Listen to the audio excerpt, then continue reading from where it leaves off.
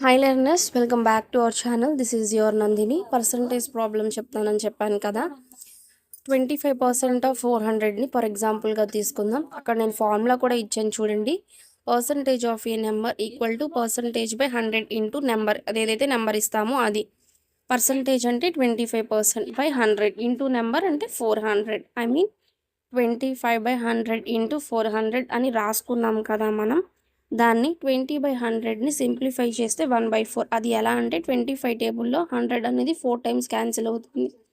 So 1/4 into 400ని దాన్ని మనం simplify చేసుకుంటే ఆన్సర్ ఎంత వచ్చింది?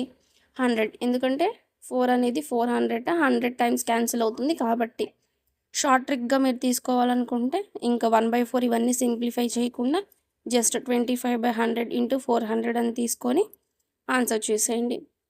ఈజీగా 100 అనేది ఆన్సర్ వచ్చేస్తుంది. నేను మీకు ఒక క్వశ్చన్ ఇస్తున్నాను. 20% ఆఫ్ 500, దీనికి ఆన్సర్ ఎంత వచ్చిందో కమెంట్ చేయండి. ఇంకేమైనా వీడియోస్ కావాలి అనుకుంటే కమెంట్ చేయండి. Please like, share and subscribe to our channel Navanandini studies. మా నెక్స్ట్ వీడియోతో మళ్ళీ కలుద్దాం.